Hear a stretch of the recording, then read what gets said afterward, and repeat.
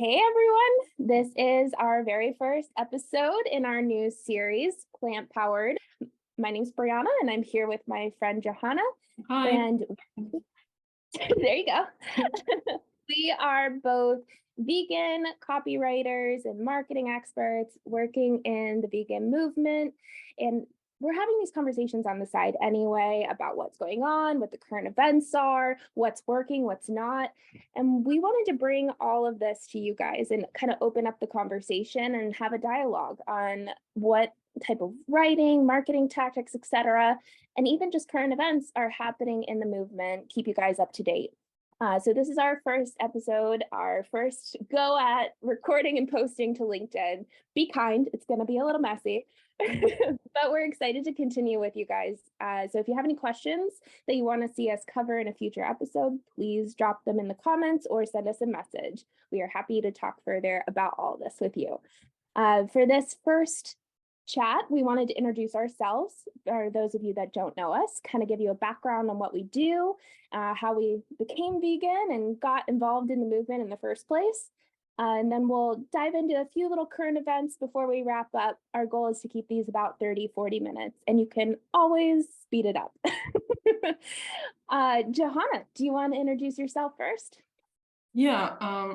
So first, thank you so much, Brie. Like that was an awesome introduction. You're like a pro at this. I really appreciate it. Yeah. So hi, I'm Johanna. I'm originally from Finland and currently dividing my time between Finland and Berlin, Germany. I'm a copywriter and marketer, like Brie mentioned, but essentially an animal rights activist at heart. That's the driving force in my life and has been ever since I was a kid. And yeah, we can talk about how we got into copywriting and marketing a little bit later. But right now, like in my work, I'm really passionate about using my skills to help vegan businesses grow and like other ethical businesses. And I think that's it in a nutshell. And what about you, Brie? Who are you? My name is Brianna, or Brie, and I live in Virginia in the US. Like Johanna, I love animals, a longtime animal advocate, and currently surrounded by 2 dogs as I record this. Really came to veganism, through my passion for animals, and I'm excited to make a career out of helping nonprofit organizations that are working in the diet change movement, animal rights movement, and environmental movements as well. Making it a more compassionate and ethical world is what I'm all about. So yeah, Johanna, I know that we both found each other through the Copy Posse and taking Alex Catoni's courses, and we're both in her mentorship program, Rain. But why writing for you? What interested you about writing for the movement? Yeah, so for me, it all goes back to childhood. Like I grew up in the countryside. Like all my grandparents were farmers, and actually my dad is still, like, he's retired, but he's farming, and like my parents work in the food industry in a dairy or like creamery. I'm not sure like which one is the better word. Yeah. But I was really the odd one out since I was small. I started, like, I grew up helping around my grandparents' farm, and like for a long time the things I saw were normal to me because they were normal to everybody around me. But somehow the older I got, the more troubled I became by the things I saw, like such as like my grandparents mostly had dairy cows. So, for example, the calves being taken from their mothers and things like that.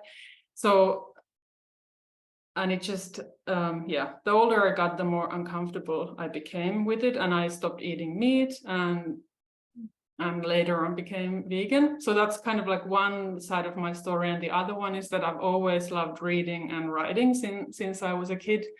Like my elementary school was next to a library, so I spent all my afternoons and sometimes evenings there and read and wrote from a small age. And I really loved languages. so when I was, out of high school, I started studying English and translation at university. And that seemed like it just, was another passion of mine. And then all my free time I dedicated to activism. Like I basically spent my 20s, like over a decade as an activist, like trying my best to combine my like love for languages and writing and for animals. But then after working as a translator for quite a few years, I just got this feeling like I know I could do much more. Like as a translator, you're always conveying what somebody else has already written, and Finnish is a fairly small language. So like I've had the pleasure to translate some really transformational books on animal ethics from English to Finnish. But there's just not enough of the kind of work maybe that I felt really passionate about. So I started this researching ways to improve as a writer, and that's how I got into copywriting. And I was like, oh, this is interesting. And then like long story short, I discovered Alex and the Copy Posse, and I was just amazed by her, somehow the ethos and her way of doing and the empathy and everything. So that's the short, long story. Yeah. No, I love that. You hit on so much good stuff in there. One, I am so jealous that you are into languages and you're translating these important texts to other languages so they can be shared and the ideas can continue in other countries. And I think that's also cool about us doing these chats, because we're both in different countries. And so we bring different perspectives, right? It's a global movement, a global issue. And so it's important to know what other countries are doing. I think that's so cool. Totally. It's really languages open this like doors to different worlds and different ways of seeing things. I really love it. And how about for you? What is like, how did you get into writing or copywriting? What does it mean for you? Or so I've been a creative kid, for as long as I can remember. My grandpa was a painter, and some of my best memories are sitting on his lap painting with him. And as I grew up and went through school, I kept the passion for animals. It became like more advocacy work, more intellectual work. I went to law school, became an attorney for the environment and animals. I lobbied on Capitol Hill for them, and saw how, at least in the US, our systems are not set up for animal protection, for environmental protection. There have been some significant wins. I'm not knocking what is happening and the good work that is continuing to be done, but it is in many ways very tentative and easily knocked down. I mean, unfortunately, even women's rights are being impacted. So trying to talk about animals having rights is like foreign concept, it seems, in this country sometimes. So we had a lot of great wins while I was with a nonprofit that saved wild horses in the legal space. It became harder and harder to come by, though. And so a lot of it became getting creative with language. I wanted to see how copywriting and getting back into the creative and thinking about messaging and different ways to bring some heavy topics to people could help missions and help make the change outside of those very rigid, restrictive systems that just weren't meant to help animals, right? So that's why I took the copywriting course with Alex. And I love what you said about it being like so empathetic forward, her teaching style and her writing style, because I think that translates really well to the movement that you and I are writing in. Really meeting people where they are, showing them a different way. It's an empathetic conversation that has to happen, so the bro sales tactics that we see in copywriting so often are not going to make waves in a movement that's talking about the culture around food and what health impacts and animal rights impacts and things like that. And so leading with empathy, I think, is so important. I'm just so glad that we both found Alex for that reason, right? And then like personally, I'd been a lifelong vegetarian. My mom was a vegetarian, and raised me that way. Yeah, yeah. I'm amazed. That's quite rare.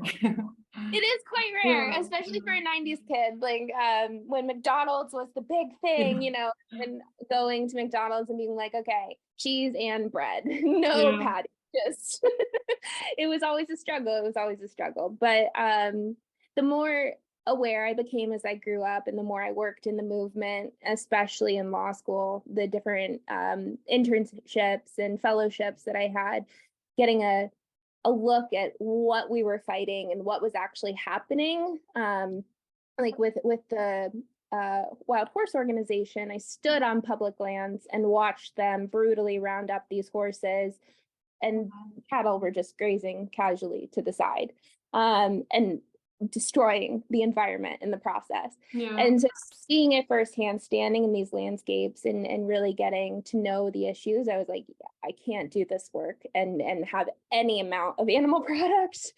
I just couldn't be a part of the system anymore.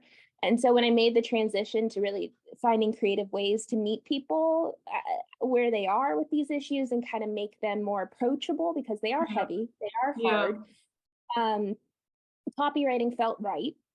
Starting my business and really wanting to focus on nonprofits and kind of elevating nonprofit messaging from needing support and money to like telling these stories, putting someone where I was standing on public land and like, you know, getting them to feel that ethos that really moved me, I think can be really powerful. And so in my opinion, and I know you agree with this, the movement needs more of these creative, empathetic writers, right, to tell these stories. Yeah. I couldn't agree more. I just so strongly believe in the power of words, like whether spoken or written, to meet people like where they are and to change minds. And I think it took me a while to understand that actually in activism, because like I used to be really this, you know, kind of, you know, stereotypical activist, like going to demonstrations, like I'm like tabling like on the market, handing out leaf flyers, like organizing campaigns and trying to, you know, persuade people to think different. Like marketing is trying to influence people, and when you do it ethically, you do it, you know, like you meet people where they are. And in activism it's the same. But thinking about myself, like in my 20s, like I wish I had some of the marketing understanding that I have now, because it would have made me a better activist. At the same time, you know, people evolve, movements evolve, and now I'm so happy that I have this like background and strong mission, and now these new skills, how to try my best to understand the place where people are. And like you say, these are such heavy things. Like we want to think that we're good people, and most people would say they love animals. At the same time, our societies are based on this abuse and use, and nobody wants to, you know, face it. So like how to navigate that, I think marketing and hobby that's been, you know, it's based on like, yeah, human psychology and understanding people. It can, like I want to believe it can make a big difference. And also building movements among people who are already interested, not, you know, not just like trying to, I don't know, like convert or like persuade people like who are not ready yet or interested. So yeah. And I think too, you and I have both gone through our what is it? Entrepreneurship. There we go. Journeys and being an entrepreneur and kind of putting yourself out there and in the struggles that come up and the introspection and self-work that you have to do is kind of similar to these broader movements, right? Because people have their like products they buy, choices they make, things that they feel comfortable with, and we're kind of challenging those, right, to get them to grow. And I think, at least for me, going through the entrepreneurship journey too has kind of informed more compassion in my writing for people Yeah. and approaching them with these choices, because I know I'm not the same person a year ago. I've really had to consider those like personal boundaries. I'm curious, do you feel like entrepreneurship kind of informed the way you write for the movement too, and your clients? That's a good question. Like honestly, I'm not sure if I've ever I really love the way that you phrased it, because it's so much true. Like it's having a business and being a business owner, it's so much like it's first and foremost about like growing as a person, and also like when like what you mentioned about like changing like as an individual, like how you see animals, for example, or the food you eat, it's also about change. So I actually never thought about it like that, but I love the way you put it. But I guess it informs my writing. I think like like becoming a copywriter and understanding that empathy is really like trying to put yourself in another person's like shoes or boots as well as possible, that's like the key to everything. So I guess it's the same thing kind of. But yeah, I'm not sure I have the like best answer here. I need to think about it a little bit more. I think you captured it for sure. And you bring up an interesting point too. At least in my conversations with nonprofit leaders, they're more inclined to work with someone like me who's in the movement, who is part of the movement and, you know, understands the empathy of animals. Yeah. And the good we're trying to do. Have you found it something similar? Like when you're talking to people and they know you're vegan, it's like a bonus, if you will? Yeah, for sure. And I mean, I gotta say that until now, most of the work I've done has come through like my connections, like my background in the movement. So a lot of the people know that I'm very passionate about it and know this. So yeah, but I'm looking forward to, you know, meeting people who I don't know very well yet or at all, and helping them and seeing how they respond to that. But yeah, for me, in work, I feel like my connections have really brought a lot of work. So that's my experience so far. Yeah, and it's like we understand. And that brings like trust also, like they know they can trust me, and I know like what I'm doing, and that I deeply care also about the work. It's not just work. Yeah, it builds that trust. It shows that you get it. You understand their customer avatar really well. You might be their customer avatar. Yeah.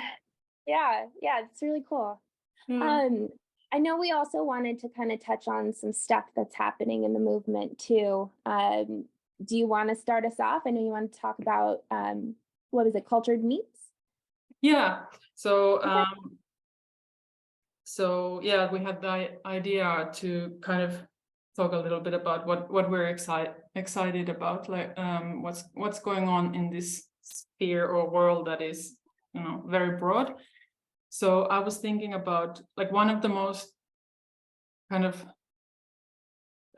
meaningful or transformative experiences for me in the last, I don't know, half a year has been visiting this or going to this new food conference that happened here in Berlin, where I'm at, last autumn, so September. And it was like this 2-day gathering bringing in like also activists, but mostly business owners and startup founders, like people who are passionate about building and or like fixing the food system we have and taking animals off of our plates. And it was just 2 days of this mind-blowing in like knowledge. You know, I thought I know a lot, and I know quite a bit. I've been vegan for over 20 years, so like I know what's going on. But especially this cultured meat and things like, I even have to check the word here, precision fermentation, like all this,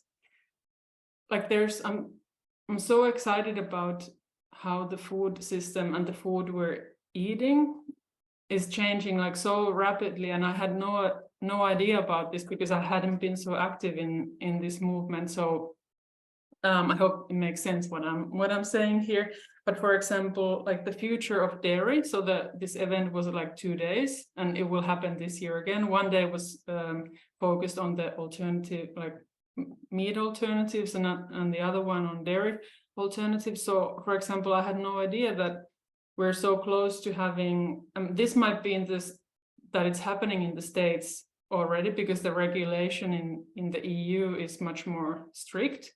So that there are these precision fermentation companies that are producing like milk products that are identical, like whey, for example, they're identical to like their animal counterparts, but using yeast and these like fermentation products, and they're producing like cheese and yogurt and milk, and apparently the taste is exactly the same, and the texture and the mouthfeel, but they're like in Europe, they're still waiting to get their permission. So as far as I know, things or products aren't on the market yet. But in the States and in Asia, things are happening much faster. Wow, so that's I'm so really, cool. yeah, I'm so fascinated by like, this. Can I ask you a question? Like, Yeah. I haven't heard much about this. So when you say it's like mouth feels the same, tastes the same. So yeah, say more about that. So it would be easier for someone to make the swap, I guess, because they're basically getting the same. Exactly. Okay. There's kind of a couple of different ways to go about it. So there are these companies producing this, like basically milk proteins that you can use for different kinds of milk or alternative milk products. And they don't use any animals like in the product. It's like yeast and some other, it's all like secret, like all the details. But in these like big kind of dairy looking production facilities.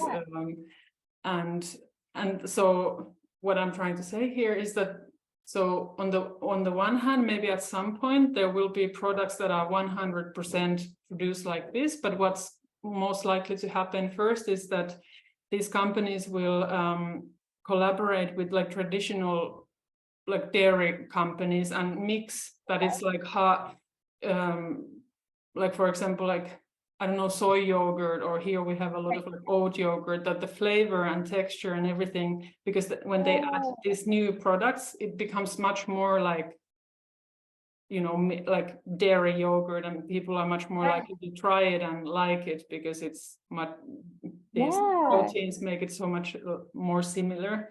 So I hope that makes sense. Yeah, no, that makes perfect sense. So different companies kind of have I actually wrote a couple of articles about the event and interviewed some of the founders. So it's like different companies have, some companies want to collaborate with dairy like factories, some want to come out with their own like fermented cheese product, build their own brand, and some want to collaborate with other companies in the same field. So it's going to be very interesting to see like what exactly comes to the supermarket shelf and when, what it's going to taste like. So I'm excited about it. I want to know about the marketing too, like how are they going to talk about it to the consumer? Because like my friends that aren't vegan, but they're making more plant forward choices, let's say, it always comes down to texture and then taste. And so that's so interesting. I wonder what they do with it.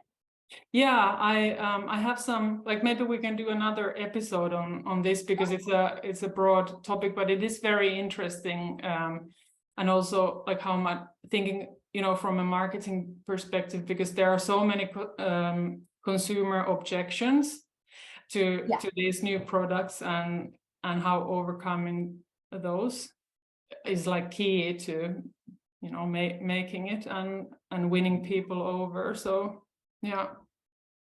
Absolutely. I'm happy to talk more about that. I could listen to you talk about it all day for sure.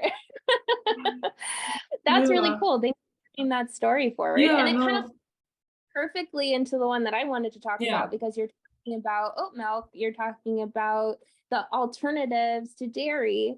One of the organizations I work for, I'm actually full-time as their marketing manager, is called the Better Food Foundation in the US. And one of the campaigns that they're running through their campaign hub, Default Veg, is an oat milk by default campaign, and it's targeted at coffee drinkers and coffee shops, because I'm sure it sounded like there were some oat milk opportunities for you as well in your country, and I prefer oat milk in my coffee. Same. It's just so creamy, right? Yeah.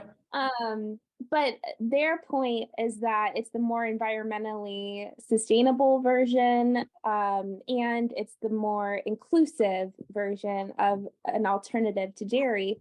So I just think it's so cool when you talk about inclusivity and how broad the plant forward movement can be. Like, we're not just talking about replacements and animal welfare here. We're talking about like bringing cultures and communities together and letting people feel seen, because I'm not lactose intolerant. I didn't think about that, but like someone that's lactose intolerant might not be vegan, but they're still paying the surcharge at the coffee shop because they have to get oat milk instead, right? And oat milk is free of the top 12 allergens. It uses less water, less land, and it emits 3 times less carbon emissions than dairy milk. I mean, long term, and by the way, we've established it tastes really great in coffee. So baristas also say that it performs like dairy milk as far as like latte art and making a great latte. So it just seems like a no-brainer, if you will. To make it the default option. We're not taking anybody's ability to choose away. We're just making it the default so that like those people that have those allergens or want to make a more sustainable choice have that ability without having to pay more.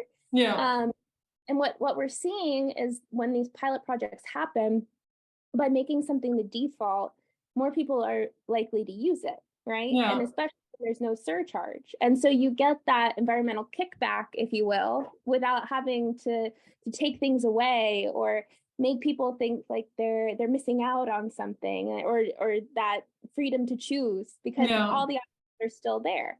So I just think their default campaign is such a creative way to like meet people where they are, kind of bring them along and show them like it's not as scary as it sounds.